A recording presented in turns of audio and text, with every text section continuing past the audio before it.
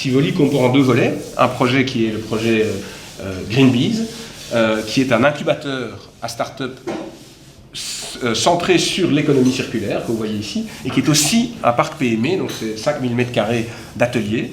Et donc vous avez des ateliers au rez-de-chaussée, et au-dessus, quelque chose qui ressemble un peu à des espaces bureaux, mais qui est un incubateur à start-up centré sur l'économie circulaire.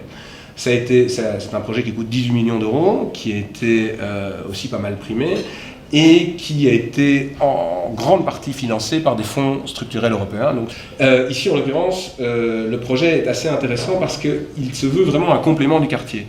Moi, je dis toujours, quand je parle de Greenbees, que c'est un projet qui améliore le projet Tivoli Green City, et pas un projet qu'on a fait malgré le quartier résidentiel. Donc on n'a pas simplement essayé de minimiser l'impact potentiellement nuisible de la présence de petites industries niveau PME, mais au contraire, on pense que leur présence et l'espace d'incubation et le Fab Lab qu'on a ouvert dedans ajoutent à la qualité du quartier. Alors vous voyez qu'au rez-de-chaussée, vous avez des modules, c'est très important pour faire venir des PME, de leur fournir des espaces livrés Casco, avec Casco en belge, ça veut dire brut de finition, avec 6 mètres de hauteur sous plafond. Elles peuvent faire des bureaux en mezzanine.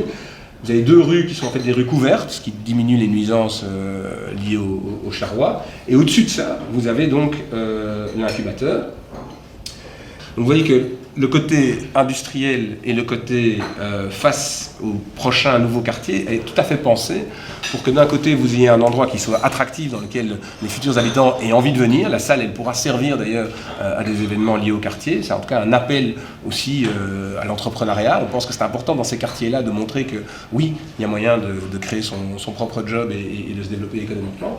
Et puis de l'autre côté, la partie industrielle qui est tournée vers le quartier qui lui-même est à vocation plus industrielle.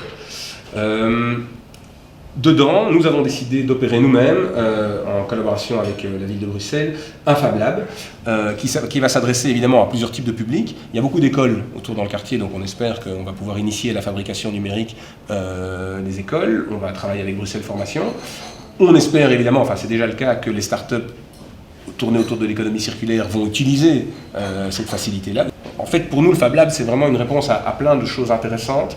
D'abord parce qu'il ne faut pas rater ce tournant-là dans le développement économique. On est une société de développement économique, donc il faut qu'on encourage l'économie productive là où elle peut trouver sa place. Mais c'est aussi quelque chose de très intéressant en termes de revitalisation urbaine et en termes d'intégration de la production de biens manufacturés dans la ville.